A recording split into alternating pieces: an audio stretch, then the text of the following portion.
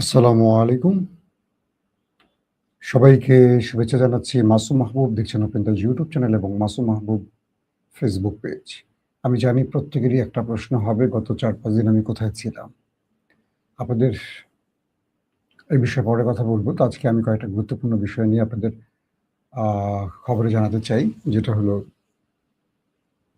পাকিস্তানের ইমরান খান বেঁচে আছেন না মরে গেছেন? কয়েকটা গণমাধ্যমের বা কয়েকজনের দাবি এসছে তিনি জেলখানায় মারা গেছেন। এ বিষয়ে কথা বলতে চাই। ইরান হরমুজ প্রণালীতে মার্কিন জাহাজকে টার্গেট করে আবারও অ্যাটাক করেছে। পাশাপাশি আ মার্কিন যুক্তরাষ্ট্রের তেল ভান্ডারে মাত্র ১৫ দিনের তেল মজুদ আছে এমন একটি তথ্য আসছে। পাশাপাশি ইরানের সর্বোচ্চ নেতা মুজতফা খামেনি প্রকাশ্যে এসছেন এটা নিয়ে নানান আলোচনা। দর্শক, এই খবরগুলো আমি আপনাদেরকে একটা, একটা করে দেবার চেষ্টা করব এখন। আশা করি প্রত্যেকে ভালো আছেন এবং আমার কথা ঠিকমতো শুনতে পাচ্ছেন আপনারা। আমাকে একটু কমেন্ট করবেন যে আপনারা শুনতে পাচ্ছেন এবং সব ঠিক আছে। এতদিন কোথায় ছিলাম এই প্রশ্নটা অনেকেই করছেন আমাকে কমেন্টে। বলবো আজকে রাতের লাইভে বলবো। এখন লম্বা করব না, সংক্ষিপ্ত কিছু খবর দেব। প্রথম যে খবরটি দিয়ে শুরু করতে চাই, পাকিস্তান। আসিফ মনির সরকার ইমরান খানকে জেলে রেখেছেন একটা প্রতিষেধকমূলক ব্যবস্থা। অর্থাৎ কামার জাভেদ বাজওয়া যখন পাকিস্তানের সেনাপ্রধান ছিলেন, তিনি হুট করে আইএসআই প্রধান থেকে আসিফ মনিরকে সরিয়ে দিয়েছিলেন। ওই সময়টা আজকের সেনাপ্রধান ফিল্ড মার্শাল আসিফ মনির ছিলেন পাকিস্তানের আইএসএফ প্রধান। সরিয়ে দিয়েছিল কে? কামার জাভেদ বাজওয়ানি সেনাপ্রধান। কিন্তু এই দফতরটি বা এই বিভাগটি প্রধানমন্ত্রীর আন্ডারে বলে এটার দায় নিতে হয়েছে ইমরান খানকে, যেহেতু পাকিস্তান সবসময় ক্ষমতার মালিক থাকে সেনাবাহিনী। এরপর সেই স্থানে বসানো হয়, মানে আইএসআইয়ের যে নতুন ডিজি হন সেখানে বসা হয় ফায়েজ হামিদকে, এবং ফায়েজ হামিদ একটার পর একটা সফল অপারেশন করে এক প্রকার আফগান থেকে আমেরিকানদের হটিয়ে তালেবান শাসন প্রতিষ্ঠা করেন। এ সময় আমেরিকারও একটা ক্ষোভ তৈরি হয় ইমরান খানের উপর এবং ফায়েজ হামিদের উপর, যে এই ব্যক্তিদের আমলেই আমেরিকা আফগানে পরাজিত হয়েছে। আমেরিকা তখন ষড়যন্ত্রটা নতুন করে কামার জাভেদ বাজওয়ার সাথে করতে থাকে। কামার জাভেদ বাজওয়া একটা নতুন নাটক তোলে, আস্থা অনাস্থা ভোটের নাম করে ইমরানের কোয়ালিশন ভেঙে দিয়ে ক্ষমতা থেকে ইমরানকে সরিয়ে দিয়ে পুতুল সরকার হিসেবে শাহবাজ শরীফকে বসানো হয়। এবং নতুন করে প্রশ্ন আসে, কামার জাভেদ বাজওয়া বিদায় নিলে কে হবেন সেনাপ্রধান? সেই সময়টাতে আমরা দেখলাম যে লন্ডনে থাকা, লন্ডন সবসময় ষড়যন্ত্র করে বোধহয়, না কি বলেন আপনারা? লন্ডনে থাকা মিস্টার নওয়াজ শরীফ তার সাথে একটা গোপন মোলাকাত করেন আজকে সেনাপ্রধান আসিম মনির। তখন তিনি সেনাপ্রধান ছিলেন না, তিনি সেনাপ্রধান হওয়ার দৌড়ে 5 জন বা 10 জনের একজন ছিলেন, তার চেয়ে যোগ্য ব্যক্তিরা ছিলেন। কিন্তু এই আসিম মনির নওয়াজ শরীফকে কথা দেন যে যদি তিনি সেনাপ্রধান হতে পারেন, এক্সটেনশন দিয়ে, অর্থাৎ তার চাকরির মেয়াদ শেষ হয়ে যাচ্ছে নতুন সেনাপ্রধান নিয়োগের 2-3 দিন আগেই, মানে টাইমটা এত সুন্দর করে মেলানো হয় যে কামার জাভেদ বাজওয়ান যেদিন বিদায় নেবে নতুন সেনাপ্রধান নিয়োগের আরো 5 দিন আগে ধরেন আসিম মনিরের বিদায়। কিন্তু এরই মধ্যে আমাদের নওয়াজ শরীফকে যখন ক্ষমতার লোভ দেখানো হয়, তখন তিনি ক্ষমতার লোভে নতুন সেনাপ্রধান হিসেবে আসিম মনিরকে নাম শনাক্ত করেন এবং তিনি বলে দেন নওয়াজ যে ইমরানকে রাজনীতি থেকে পুরোপুরি মাইনাস করে দিতে পারলে আপনাকে সেনাপ্রধান করা হবে, পরবর্তীতে তাদেরকে ক্ষমতায় বসাতে হবে। আসিম মনির সেই ওয়াদাবদ্ধ হয়ে পরবর্তী নির্বাচনে ইমরান খানের দল জিতে গেল, ক্ষমতায় বসতে দেয়নি আসিম মনির। এভাবে আসিম মনির পর্দার আড়াল থেকে সেনাপ্রধান হন এবং ইমরানকে মাইনাসের কাজটা শুরু করেন। এরপর ইমরান খান আজ 3 বছর জেলে আছেন। এই ব্যক্তির বিরুদ্ধে আদালতে একটি অপরাধ প্রমাণিত হয়নি, যেহেতু নতুন করে প্রায় 200-র অধিক মামলা তার নামে করেছে এই আসিম মনির সরকার। সাম্প্রতিক সময় গতকালকে পাকিস্তানের একজন প্রবাসী সাংবাদিক তার সোশ্যাল মিডিয়াতে লিখেছেন জেলখানায় ইমরান খান মারা গেছে, এবং তিনি সেখানে উদ্ধৃতি দিয়েছেন তিনজন স্টিল সেনা গুরুত্বপূর্ণ কর্মকর্তার বরাত দিয়ে এই সংবাদটি তিনি পেয়েছেন। অর্থাৎ পাকিস্তান সেনাবাহিনীর তিনজন গুরুত্বপূর্ণ ব্যক্তির বক্তব্য যে ইমরান খান জেলে মারা গেছেন, এই তথ্যটি ওই সাংবাদিক প্রবাসে বসে পেয়ে তিনি তার সোশ্যাল মিডিয়ায় লিখেছেন। এবং তার এই বক্তব্য ধরে পাকিস্তানের সবচেয়ে জনপ্রিয় সাংবাদিক, যিনি এই মুহূর্তে ইমরান রিয়াজ খান, যিনি বারবার জেলে গেছেন এই ফ্যাসিস্ট সরকারের বিরুদ্ধে লিখতে গিয়ে, কথা বলতে গিয়ে, তিনিও এই বক্তব্যটি দিয়েছেন তার রেফারেন্স ধরে, যে প্রবাসী সাংবাদিক দাবি করছেন জেলখানায় ইমরান খান মারা গেছেন এবং ইমরান খানকে তার পরিবারের সাথে আজকে অনেকদিন কোনো প্রকার দেখা করতে দেয়া হচ্ছে না, কোনোভাবেই দেখা করতে দেয়া হচ্ছে না। এগুলো নিয়ে পাকিস্তানের রাজনীতিতে একটা নতুন করে, এটা গুজব বলবো না, এটা সত্য এখনো কনফার্ম না, এটা পাকিস্তানের কোনো বড় গণমাধ্যম, পাকিস্তানের গণমাধ্যমকে আবার বিশ্বাস করবে না, এটা হাসিনার আমলের 71 টিভি, সময় টিভির মতো, যে সেনাবাহিনী যা বলে তারা তাই করে। মানে এরা সেনা পালিত সাংবাদিক, আগে ছিল হাসিনা পালিত সাংবাদিক, আর পাকিস্তানের সেনা পালিত সাংবাদিক। ওইখানে সাংবাদিকতা যারা করতে চান তারা হয় দেশ থেকে পালিয়ে যান অথবা তাদেরকে বারবার জেলে যেতে হয়। তো এখন ইমরান খান যদি মারা যান, পুরো পাকিস্তানে কি ঘটতে পারে যদি এই সংবাদটি সত্য হয়?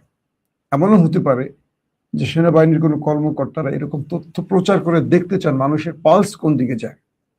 যদি দেখেন বড় কিছু ঘটে তাহলে ইমরান খানকে তারা মারবেন না, অথবা আর যদি দেখেন যে না, মানুষ এটাকে মাথায় নেয় নাই, মানুষের সময়ই নেই এগুলো নিয়ে, তখন হয়তো বা স্লো পয়জনিং করে মেরে ফেলবেন। এমনও হতে পারে যে ইমরান খান আসলেই মারা গেছেন জেলখানায়, কিন্তু সরকার বা বর্তমান যারা এস্টাবলিশমেন্ট সরকার তারা এটা ভয় বলছেন না, কারণ দেশের পরিস্থিতি পাল্টা যেতে পারে। নতুবা ইমরান খানের সাথে তার পরিবারের দেখা হচ্ছে না কেন এতদিন ধরে? কয়েদি নাম্বার 804 পুরো পৃথিবী যাকে চেনে, বিনা অপরাধে জেলে আছে।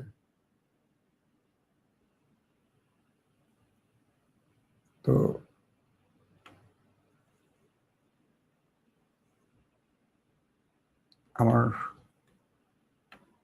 আমার সাউন্ড কি ঠিক আছে তো? না, একজন বলছে সাউন্ড অফ হয়ে গেছে। আমি তো সাউন্ড দেখতে পাচ্ছি, আমার এখানে লেভেল শো করছে। ভাই বিরক্ত করবেন না, যদি শুনতে ভালো লাগে না শুনবেন না।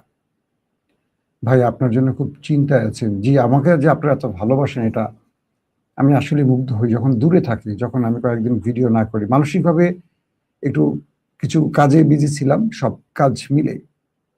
তো রাতে এটা নিয়ে আপনাদের সাথে কথা বলবো, এখন কিছু খবর দিয়ে নিই আপনাদের। দ্বিতীয় যে খবরটি আসছে সেটি হলো কি বলে, ইরানে হরমুজ প্রণালীতে ইরানের আইআরজিসির আবারও মার্কিন জাহাজকে টার্গেট করে অ্যাটাক করেছে। বলা হচ্ছে যে মার্কিন যুক্তরাষ্ট্রের একটি তেলের ট্যাঙ্কারে তারা সিরিক বন্দর থেকে সিরিজ কয়েকটি মিসাইলের মাধ্যমে অ্যাটাক চালায় এবং সেই জাহাজটিতে আগুন ধরে গেছে। অর্থাৎ ইরান বলে দিয়েছে যে এই অঞ্চলে তুমি যা চাও আমার টেরিটরির মধ্যে আমি হতে দেব না। এবং আমেরিকা বারবার যে চেষ্টাগুলো করছে, সে চেষ্টায় ইরান বারবারই পানি ঢেলে দিচ্ছে। এখন হরমুজ প্রণালী পুরো ইরানের কন্ট্রোলে, তাদের ইশারা বা তাদের অনুমতি ছাড়া, তাদের হাতের কোনো সবুজ সংকেত ছাড়া হরমুজ বন্ধ থাকবে। এবং হরমুজে যখনই আমেরিকা কোনো অ্যাডভেঞ্চারের চেষ্টা করছে বা তার শক্তি প্রয়োগের চেষ্টা করছে, ইরান পাল্টা জবাব দিচ্ছে এভাবে। এবং আরো ইন্টারেস্টিং খবর, মার্কিন যুক্তরাষ্ট্রে তার রিজার্ভ তেল আর 15 দিন চলতে পারে, এই তথ্যটি কয়েকটি বড় গণমাধ্যম প্রকাশ করেছে।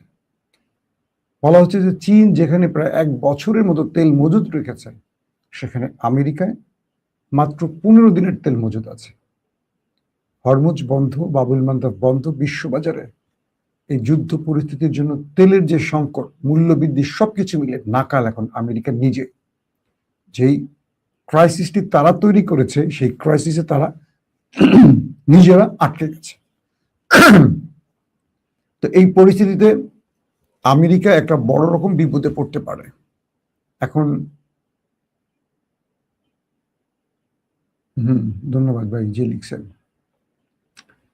তো এই অবস্থায় আমেরিকা কি করবে, এটা নিয়ে নতুন পরিকল্পনা, নতুন তোড়জোড় শুরু হয়েছে। কোথায় আবার আমেরিকা থাবা বসাবে? ইরানের সাথে পর্দার আড়ালে যে আলোচনা আমেরিকা করছিল, সেখানে তারা সুবিধা করতে পারছে না, কারণ ইরান তার কূটনীতিতে আমেরিকাকে বারবার পরাজিত করছে, যুদ্ধ কৌশলে পরাজিত করছে। প্রত্যেকটা সাইড দিয়ে ইরান তাদেরকে ভালো পরিমাণ চাপে ফেলে দিয়েছে, মানে ডোনাল্ড ট্রাম্পকে। ইতিমধ্যে ইরানের মেহের নিউজে একটি সংবাদ প্রচার হয়েছে ব্রেকিং আকারে। সেখানে দেখা গেছে মুস্তফা খামেনি তার কয়েকজন অনুসারীকে নিয়ে কথা বলছেন, কয়েক সেকেন্ডের একটা ভিডিও, যখন ইসরায়েল বলছে যে মুস্তফা খামেনি মানে এক প্রকার কি বলে এটাকে, কোমায় আছেন, তিনি কোমায় আছেন।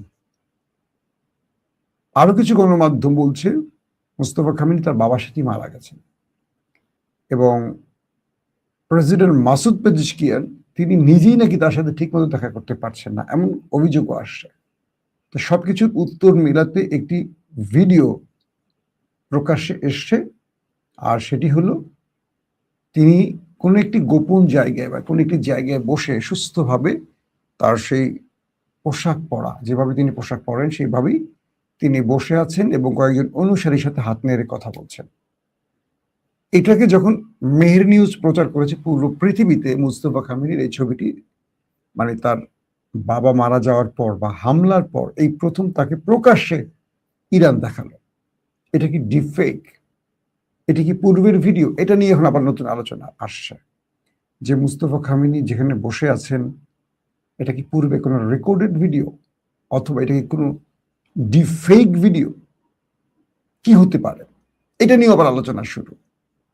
এতদিন ধরে আমরা দেখলাম যে মুস্তফা খামেনির বাবা আয়াতুল্লাহ খামেনির জানাজার দিন তার বাকি 3 সন্তান এসেছিলেন, তাকে দেখা যায়নি।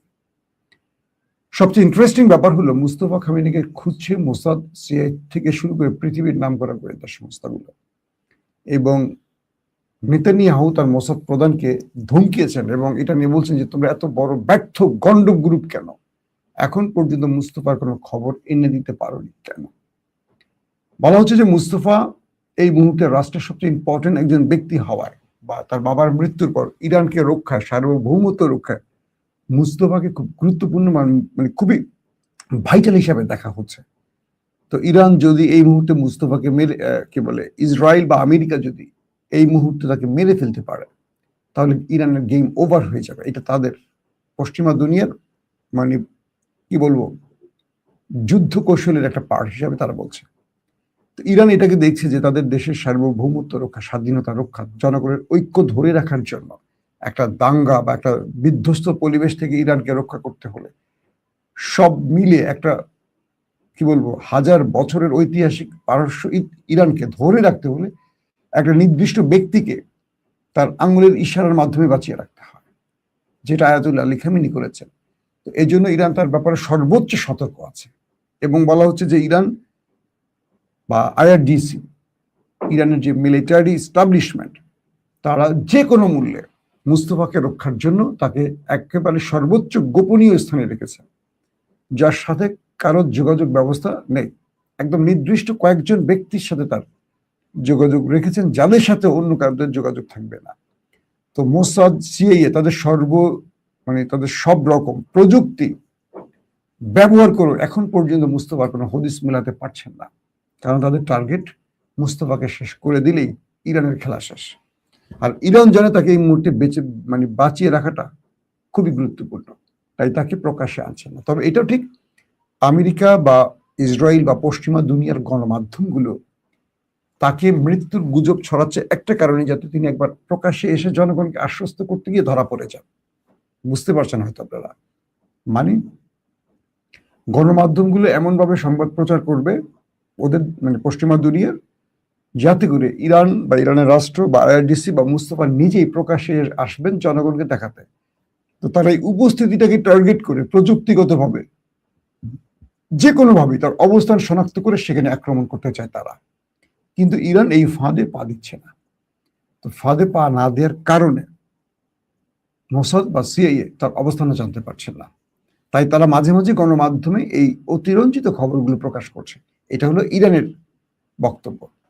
তবে নতুন করে তিনি যে একটা ভিডিওর মাধ্যমে আবার হাজির হয়েছেন, এটা যদি সত্য হয় তাহলে বলতে হবে আমেরিকা ইসরায়েলের জন্য আবারও কাঁপন ধরে যাবে, কারণ সেই ভিডিওতে মুস্তফাকে পূর্ণাঙ্গ সুস্থ রূপে দেখা গেছে।